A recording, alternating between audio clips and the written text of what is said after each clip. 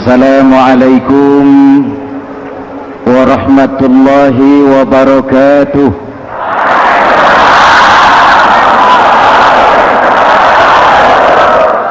Alhamdulillah, wassalatu wassalamu ala Rasulillah Sayyidina Muhammad ibn Abdullah wa ala alihi wa sahbihi wa mawala, amma ba'du.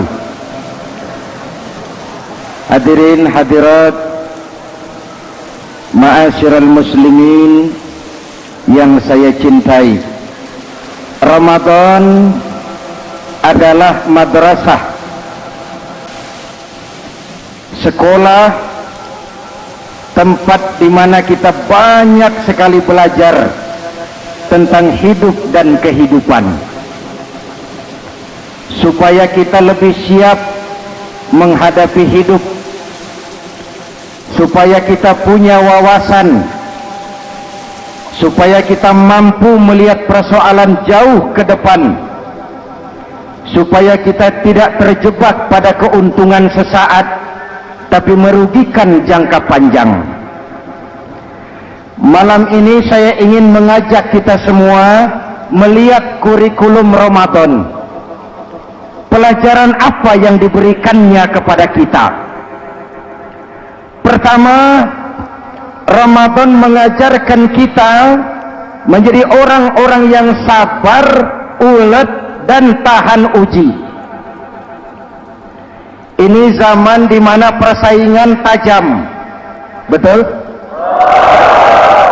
Jangankan jadi pejabat tinggi, jangankan jadi pengusaha sekarang ini, jadi kiai saja kalau tidak sanggup bersaing,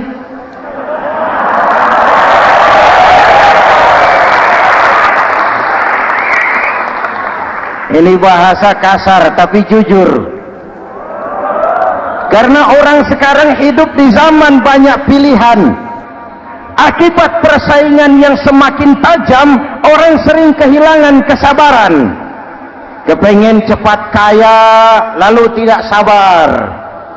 Makan renten, nipu orang, buka peternakan tuyul,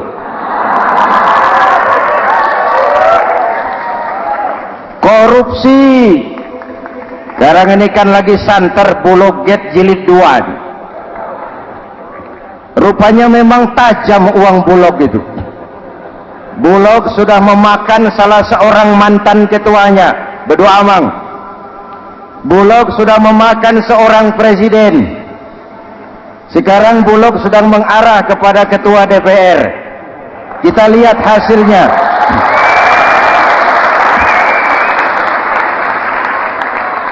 Tentu saja kita prihatin karena kita tahu ekonomi kita sedang sulit, hutang melilit leher, tetapi pada sisi lain kita melihat enak saja uang mengalir puluhan miliar untuk sesuatu yang tidak terkait dengan kepentingan rakyat.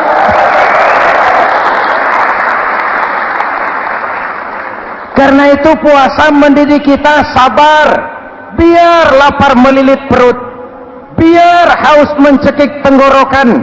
Kalau maghrib belum datang, jangan sentuh makanan, jangan ambil minuman, sabar. Betul? Ada waktunya. Lalu lintas itu macet karena kendaraan besar tidak mau ngalah, kendaraan kecil tidak tahu diri. Betul? Antrian di pasar kacau karena yang sudah dapat nggak mau minggir, yang di belakang dorong-dorong. Betul?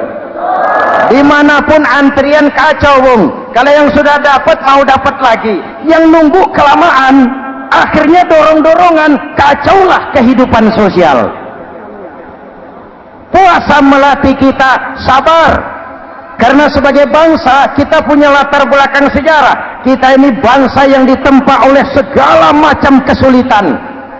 Kita 350 tahun dijajah Belanda, sulit. Setelah merdeka, kita dirongrong oleh berbagai macam pemberontakan, susah. lalu PKI berontak, susah lagi, lalu berdiri Orde Baru, lama-lama susah lagi, Orde Baru selesai, muncul reformasi, masih susah juga. Kita bangsa yang ditempa oleh kesulitan, bangsa yang tahan bantingan, bukan bangsa yang cengeng.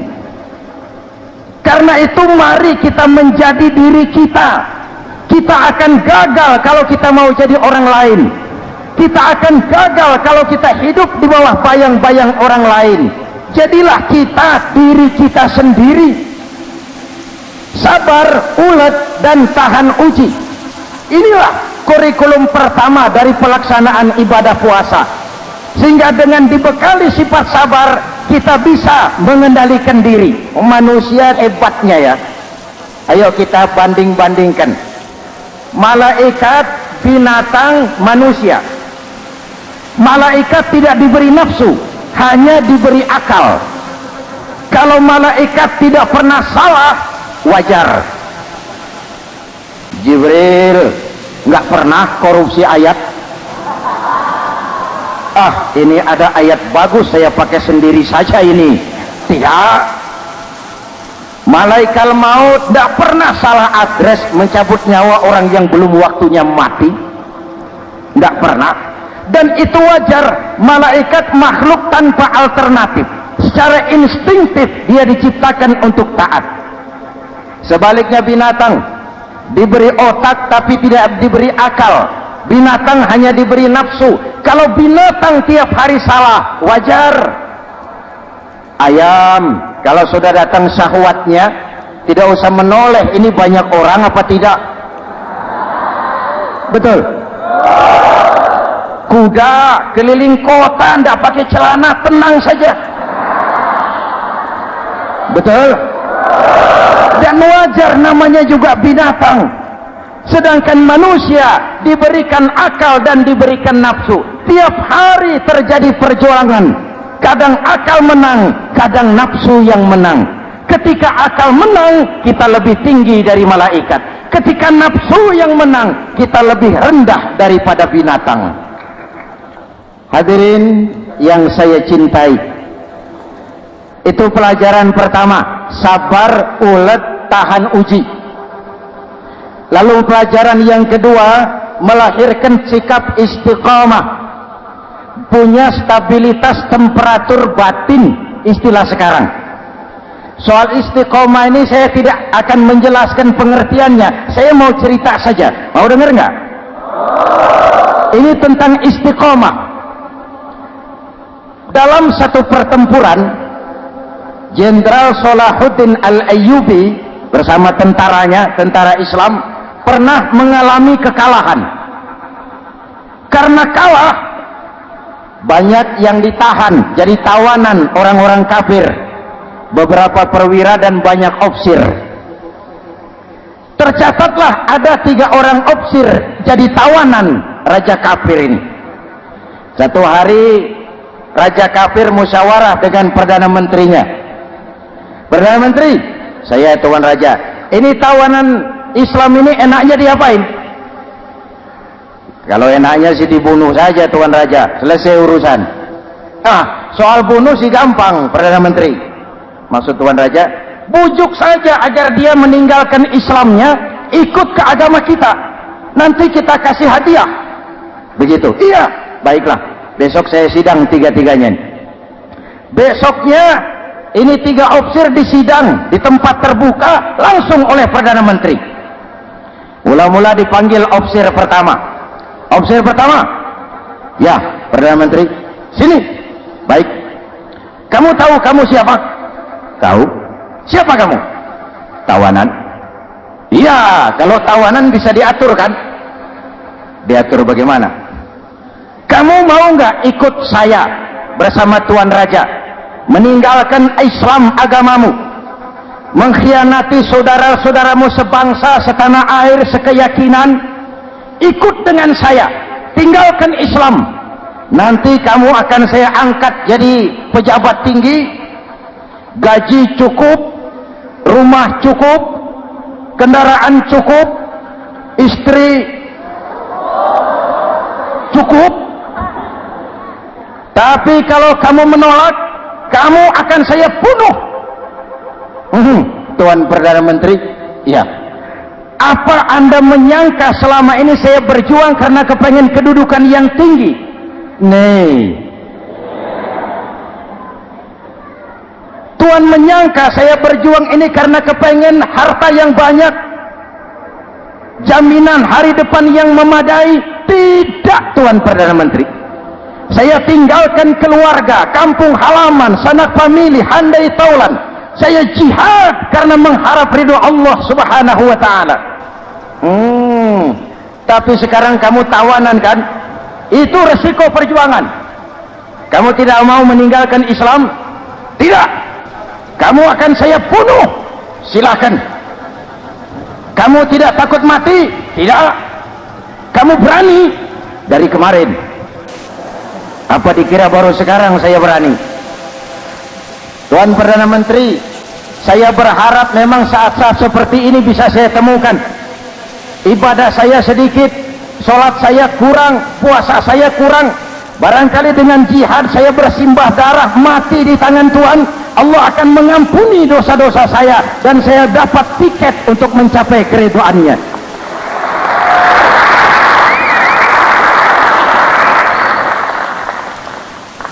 Gila kamu, biarin.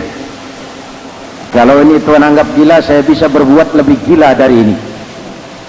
Saya bunuh kamu, bunuh. Algojo dipancung, dio. Ini terlepas kepalanya dari badannya, menggeluntung kepalanya ke bawah, jatuh bergelindingan. Itu kepala lepas dari badan, ngaji, baca ayat Quran, sampai Perdana Menteri bingung. Minggir, ini ada kepala ngaji. Ayatnya yang dibaca, ya ayyatuhan nafsul mutmainnah irji'i ila rabbiki radiyatan mardiyah. Wahai jiwa yang tenang, kembalilah kepada Allah dengan diridhoi. Masuklah ke dalam golongan hamba-hambaku dan masuklah ke dalam surgaku.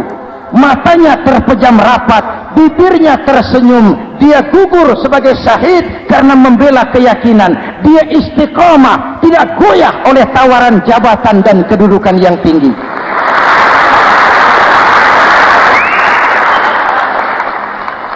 Perdana Menteri geleng kepala, dasar orang Islam. Panggil officer kedua. Officer kedua, ya Perdana Menteri. Kamu sudah lihat temanmu yang barusan? Sudah. Mati kan? Mati. Kamu bagaimana? Mau tetap berjuang untuk Islam atau ikut kami? Jabatan tinggi, kedudukan tinggi, rumah tinggi. Bagaimana? Atau mau mati seperti teman kamu barusan? Sudah kamu pikir? Sudah, Perdana Menteri. Sudah apa? Sudah, jangan banyak omong. Maksud kamu apa?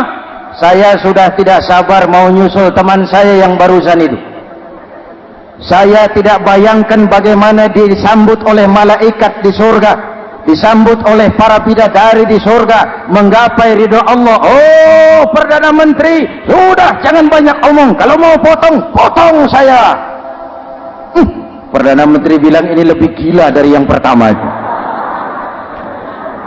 Yang pertama masih mau diajak ngomong, ini malah langsung minta disembelih. Ayo Algojo, potong, potong lagi. Dia terpisah lagi kepalanya dengan badan, jatuh ke bawah, menggeluntung, ngaji lagi.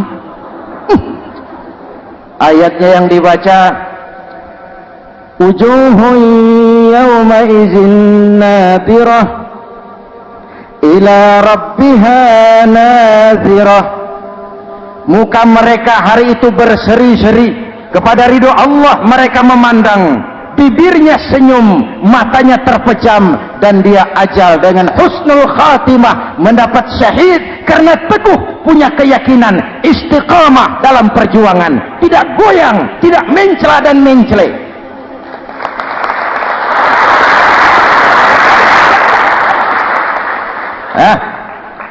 Officer ketiga, sini.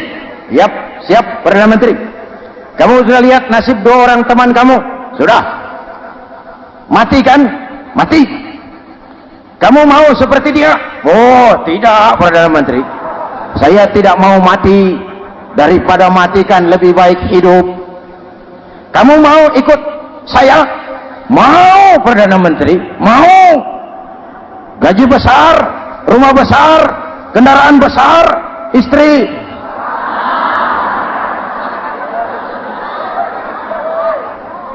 Mau Perdana Menteri, saya mau. Daripada tidak jadi apa-apa, kan lebih baik jadi apa-apa. Daripada tidak punya apa-apa, kan lebih baik punya apa-apa. Oh, jadi kamu selama ini berjuang karena mau cari apa-apa? Iya. Bagus. Nanti saya musyawarah sama raja. Kamu diangkat jadi bupati di mana? Tunggu ya. Perdana Menteri laporan, Tuan Raja. Ya, ini officer ketiga kelihatannya baik ini. Dia mau mengkhianati teman-temannya, sebangsa, setanah air, sekeyakinan. Mengkhianati bangsanya, meninggalkan agamanya. Dia mau ikut kita. Kita angkat jadi pejabat di mana dia? Raja senyum. Oh, soal angkat mengangkat sih gampang Perdana Menteri. Cuma saya pikir-pikir officer ketiga ini kok tegel-tegelin. Kok sampai hati ya? Temannya sendiri, seiman, sekeyakinan, sebangsa, setanah air dikhianati karena mengejar jabatan, harta, kedudukan. Orang itu Perdana Menteri kalau sudah mau mengkhianati saudaranya sendiri, apalagi orang lain.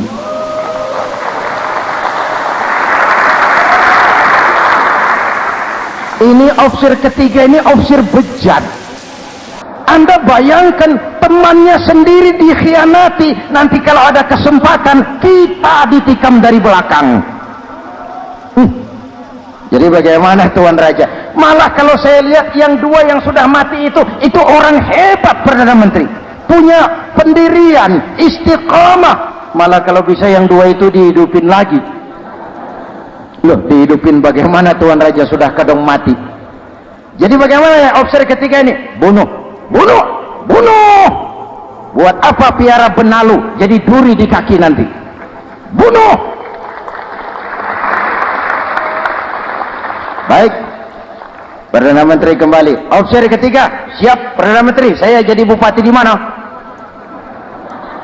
Bupati modar sampean. Loh, saya mau dibunuh. Bunuh. Katanya kalau ikut agama Tuan, meninggalkan agama kami, saya akan jadi pejabat tinggi. Kamu officer bejat, kamu tidak punya pendirian. Saudaramu sendiri seagama kamu khianati, apalagi orang lain. Potongan kayak kamu jadi pejabat, rusak negara ini.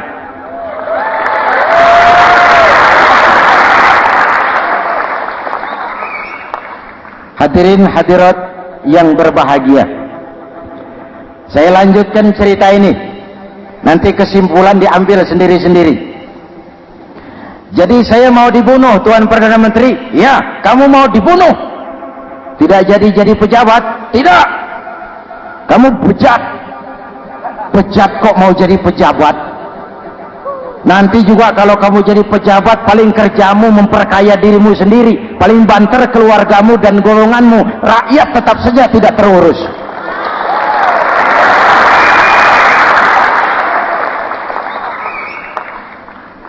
Paling-paling kamu kalau sudah jadi pejabat tinggi, kerjamu cuma membuka, meresmikan, berkunjung, meresmikan, membuka, meresmikan, berkunjung. Lah kapan kamu ngurus rakyatnya? Bejat kamu. Jadi saya dibunuh. Iyalah, kalau mau dibunuh ya saya bunuh, tapi saya mau Islam lagi. terserah, mau Islam lagi mau tidak, kamu tetap akan dibunuh. Iya, saya mau Islam lagi. Ayo cepat. Iya Pak, saya mau syahadat dulu. Cepat. Iya Pak, asyhadu macet lehernya. Ayo cepat. Iya Pak, asyhadu tidak bisa mengucap syahadat. Ayo cepat. Iya Pak, asyhadu tidak tuntas mengucap syahadat, golok algojo keburu sampai di lehernya. Diam. Darah mancur, pisah kepala dengan badan, menggeluntung ke bawah. Ngaji lagi. Dia bekas santri, masih bisa ngaji. Cuma ayat yang dibaca lain sama dua temannya tadi. Ayat yang dibaca, afaman haqqa alaihi kalimatul azab, afaman haqqa alaihi kalimatul azab, afa anta tunkizu man finnar. Ini ayat yang dibaca. Orang yang memang sudah dapat vonis akan mendapat azab, bisakah kamu menyelamatkan dia dari neraka? Bertahun-tahun berjuang di bawah bendera Islam untuk kejayaan Islam, di akhir hayatnya dia tergoda oleh kedudukan dan harta, oleh jabatan dan pangkat.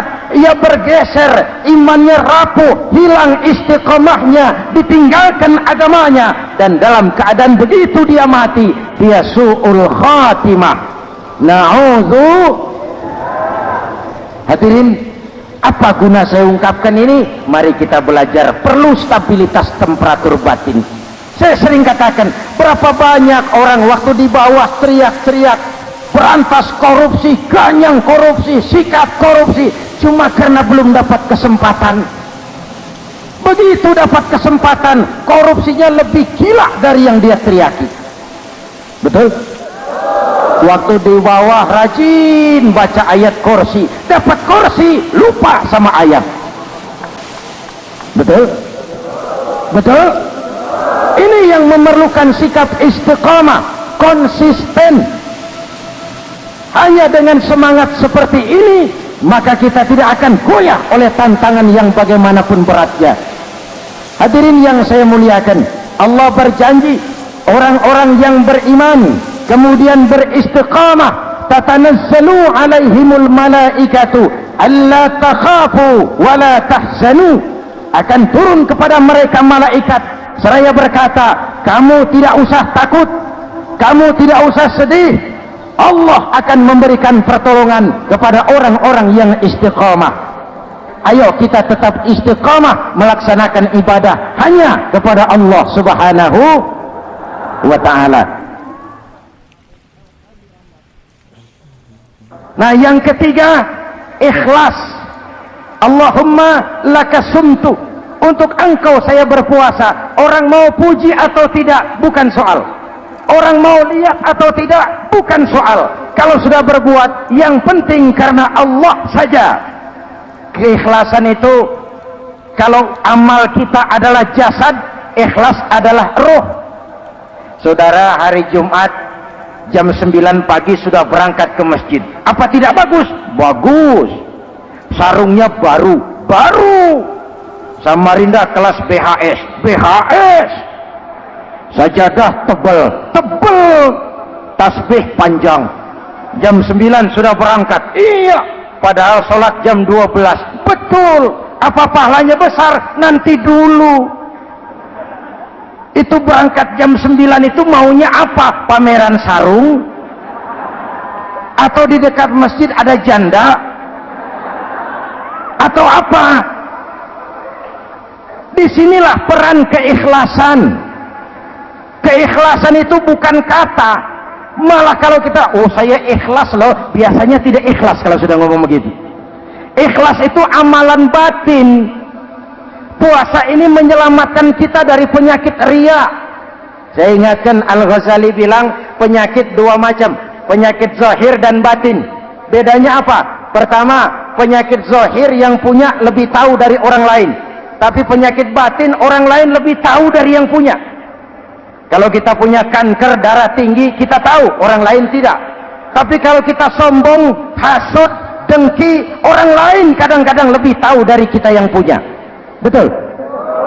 Yang kedua yang dahsyat, sehebat-hebatnya penyakit zahir cuma merusak dunia, penyakit batin merusak dunia, menghancurkan akhirat. Ginjal mati, darah tinggi mati, tumor mati, kanker mati, leukemia mati, tapi tidak berakibat akhirat. Tidak ada penduduk neraka ditanya, kenapa kamu masuk neraka? Tumor, Pak. Tidak ada. Tidak ada. Sehebat-hebatnya penyakit zahir cuma merusak dunia, tapi penyakit batin merusak dunia, menghancurkan akhirat. Sombong, penyakit batin, di dunia dijauhi orang, di akhirat neraka tempatnya. Kikir, penyakit batin, di dunia dijauhi orang, di akhirat neraka tempatnya. Betul? Maka Al-Ghazali heran, kalau diserang penyakit zahir kita panik, cepat-cepat cari dokter. Tapi kalau diserang penyakit batin kita tenang-tenang saja. Padahal penyakit batin merusak dunia dan lebih hebat lagi menghancurkan akhirat. Maka puasa melahirkan keikhlasan, agar di dalam melaksanakan ibadah cuma kita dan Allah saja. Inilah jiwa dan semangat yang sekarang ini pun sudah mulai menjadi langka. Semuanya karena akhirnya yang subur mental penjilat. Sumuhun dawuh, pasukan kulunuun, barisan asal bapak seneng, pasukan kumaha juragan wae, organisasi oke bos. Kita miskin dengan orang-orang yang punya prinsip, yang berani berkata ya terhadap yang benar, sanggup berkata tidak terhadap yang tidak benar, apa dan bagaimanapun resikonya. Kita terlalu kaya dengan barisan asal bapak seneng, pasukan oke bos, organisasi kumaha juragan wae, dan kita miskin dengan orang-orang yang punya kepribadian, yang tegar dan istiqomah apapun resiko yang dihadapinya. Jadi dengan keluar dari sekolah Ramadan, semangat keikhlasan makin tumbuh dalam hidup dan kehidupan kita. Ibu bapak hadirin hadirat yang berbahagia, itulah makanya puasa disebut ibadah sirriyah, ibadah abstrak, cuma kita dan Allah saja yang tahu. Ini lebih mendorong semangat keikhlasan. Kata Imam Al-Ghazali, an-nas kulluhum mauta illa al-alimun wal alimuna niyamun illa al-amilun wal amiluna mughtarruna illa al-mukhlisun. Manusia itu mati kecuali orang yang berilmu. Orang yang berilmu walaupun hidup tidur kecuali yang mengamalkan ilmunya. Dan orang yang mengamalkan ilmunya banyak yang tertipu kecuali yang ikhlas di dalam mengamalkan ilmunya. Manusia mati kecuali yang berilmu. Yang berilmu walaupun hidup tidur kecuali yang mengamalkan ilmunya. Yang mengamalkan ilmunya banyak yang tertipu, menyangka amalnya sudah banyak, sholatnya sudah hebat, zakatnya sudah luar biasa, jihadnya sudah mantap. Banyak yang tertipu kecuali yang ikhlas di dalam mengamalkan ilmunya. Jadi amal tanpa ikhlas, jasad tanpa ruh. Itulah makanya nuansa Ramadan dengan ibadah puasa mengembangkan semangat keikhlasan di antara kita semua. Mari kita baca doa sama-sama munajat, mohon pertolongan Allah agar kita diselamatkan dari penyakit riya dan ditumbuhkan semangat keikhlasan. Ala hadhihi niyyah wa ila hadratin nabi. Al-Fatihah. Bismillahirrahmanirrahim. Alhamdulillahi rabbil alamin. Ar-Rahmanirrahim. Maliki yaumiddin. Iyyaka na'budu wa iyyaka nasta'in. Ihdinas siratal mustaqim. Siratal ladzina an'amta 'alaihim ghairil maghdubi 'alaihim waladdallin. Amin. Bismillahirrahmanirrahim. Amin. Alhamdulillahi rabbil alamin. Allahumma salli wa sallim mubarak ala sayyidina Muhammadin wa ala alihi wa sahbihi ajma'in. Allahumma ja'al jam'ana hadha jam'an marhuma wa tafarruqana min ba'dihi tafarruqan ma'suma. Allahumma ja'al jam'ana hadha jam'an mashkura wa tafarruqana min ba'dihi tafarruqan maghfura. Allahumma ja'alna minas su'ada'il maqbulin wa la taj'alna minal ashqiya'il mardudin. Rabbana taqabbal minna salatana wa siyamana wa qiyamana wa takhashu'ana wa ta'abbudana wa tadarru'ana wa tammim taqsirana birahmatika ya arhamar rahimin. Allahumma aslih man fi salahihi salahul muslimin.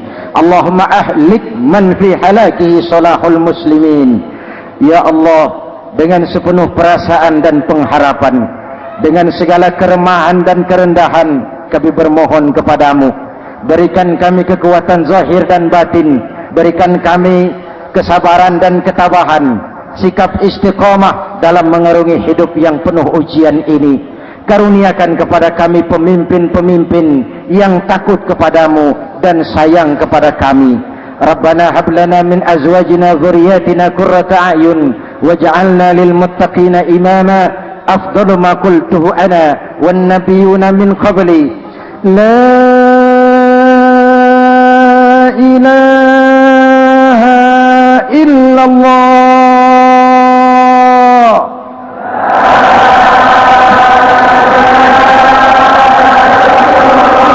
La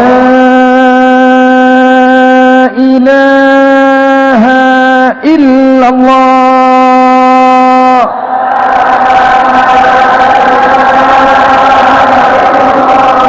Muhammadur Rasulullah.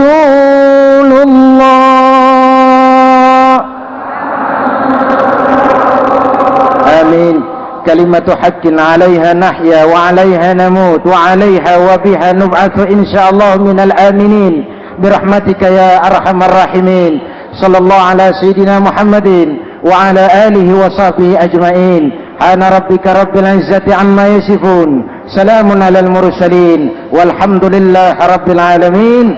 Assalamualaikum warahmatullahi wabarakatuh.